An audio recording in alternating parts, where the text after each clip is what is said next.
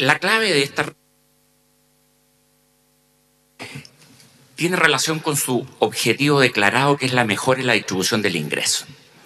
Un país que se aproxima a los $24.000 de ingreso per cápita y que tiene una distribución del ingreso como la que tiene Chile no lo resiste. Un país desarrollado no es solamente un país de ingreso per cápita alto, sino que es un país de salarios altos. Por lo tanto, es lógico que en algún momento se plantee el punto de la mejora salarial y de la mejora de las capacidades de negociación de los trabajadores para conseguir mejor participación en el crecimiento del ingreso y las riquezas que está generando el país. Sin embargo, nuestro país no es uno solo y el mundo empresarial no es uno solo. Cuando se habla de empresariado no es lo mismo que se hable de pequeñas empresas que se hable de la gran empresa. No es lo mismo la situación y las posibilidades de los trabajadores de las pequeñas empresas que de las grandes empresas. Por favor, si pudieran volver al cuadro anterior. Esa es la distribución de las ventas, de las pequeñas, de las medianas y de las grandes. O sea, cuando estamos hablando de las posibilidades de redistribución del ingreso en la gran empresa, esa posibilidad existe. Y por lo tanto, una organización sindical que apunta a redistribuir ingresos en ese sector tiene posibilidades y seguramente va a contribuir al país. Si una legislación técnicamente está bien hecha, nos vamos a homologar a la situación de un país moderno donde eso ocurre. Las posibilidades que hay de distribuir ingresos en una situación tan precaria como ese nivel de venta y la participación en las utilidades es mucho menor que las ventas y por lo tanto este cuadro se vería agravado si fueran utilidades, en el sentido que el cuadro de utilidades de las grandes empresas sería más grande y el de las pequeñas y las micros sería mucho más pequeño, marca cuáles son los límites de la distribución. Esa es la tendencia que han tenido en la democracia la evolución de las ventas de las empresas. Las micro en picada, las pequeñas en picada, las medianas una recuperación nuevamente en picada. Las grandes empresas aumentan su nivel de venta, equivalente a 4 a 5 mil millones de dólares anuales. La siguiente. El argumento que está detrás de esta reforma tiene que ver, y creemos que es errado, con agregación de cifras que no corresponden. Cuando vemos esas cifras, son nacionales y son obviamente fidedignas, vemos que crece la productividad nacional y vemos que disminuyen los salarios medios. La diferencia entre la productividad y los salarios son aquellas rentabilidades extraordinarias que está obteniendo la industria.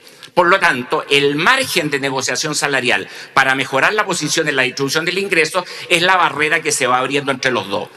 ¿Es representativa esta situación para todas las empresas del país? No, no lo es.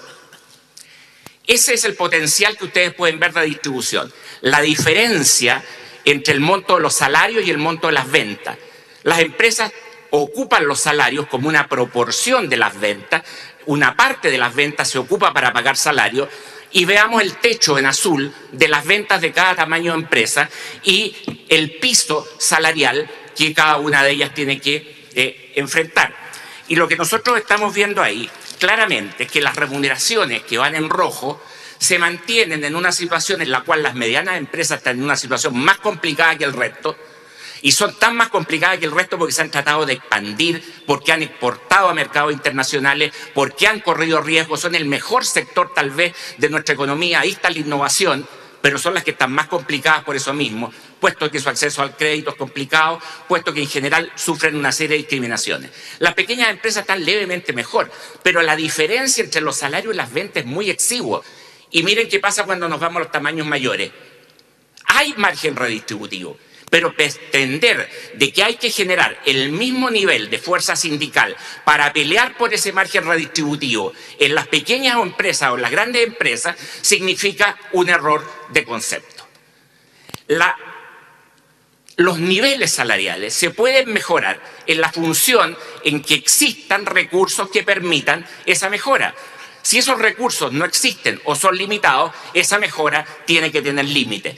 Y por lo tanto, pretender ocupar el mismo patrón y decir, en una roticería de Rancagua con 10 trabajadores, es necesario que exista el mismo poder sindical que en Cencosud o en Valmar.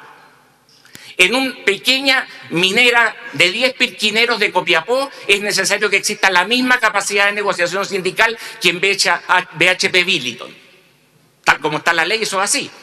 Y se van a generar sindicatos de 3 trabajadores con el mínimo de 8. Nuestra propuesta es llevar esta legislación exclusivamente a las empresas de 25 o más trabajadores.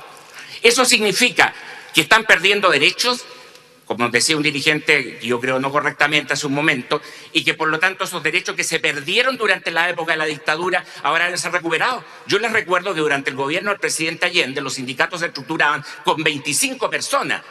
Por lo tanto, el que se mantenga con 25 personas los trabajadores que pueden sindicalizarse no significa ninguna pérdida de derechos en relación a un momento histórico que me imagino que no se negará en su Constitución.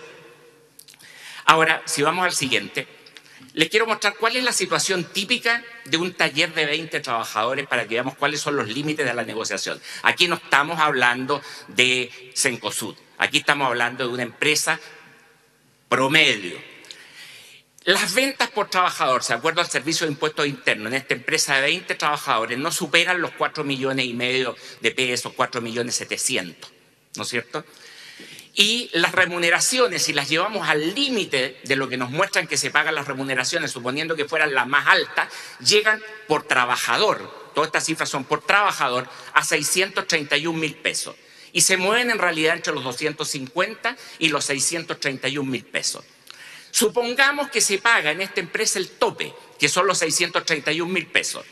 Y veamos que si hay un gasto en materias primas que es proporcional a ese nivel salarial. Un gasto en energía que tiremos hacia abajo porque la trifásica y las tarifas golpean muy fuertemente a las pequeñas empresas. Una depreciación de 30,000 pesos en la maquinaria, que es ridículo. Pongámosle lo más bajo, 30,000 pesos. Gasto de comercialización de 350, con lo que no se paga ni la benzina de la camioneta. Y sigamos uno por uno. Los costos totales hacen 4,080,000, las utilidades son de 26,818 pesos por trabajador. Sobre eso se aplican los impuestos, una utilidad neta por trabajador de 22,000 pesos.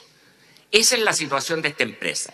Y por lo tanto, entre los 250,000 pesos que puede ganar un trabajador, mejorémosle la presión sindical, generemos sindicatos de 3 trabajadores en empresas de 8. Y les voy a mostrar, digamos, a lo mejor no es el momento porque ya el tiempo es escaso, pero eso existe como práctica y como posibilidad en la actual legislación. Y esta empresa revienta. No estamos hablando de Cencosud, de que si se aumenta en un 20 o en un 30% las remuneraciones, la empresa pierde utilidad, la empresa se muere. Y si la empresa se muere, naturalmente que el aumento del desempleo va a ser muy fuerte. Se va a decir, los trabajadores son responsables, no van a llevar a eso.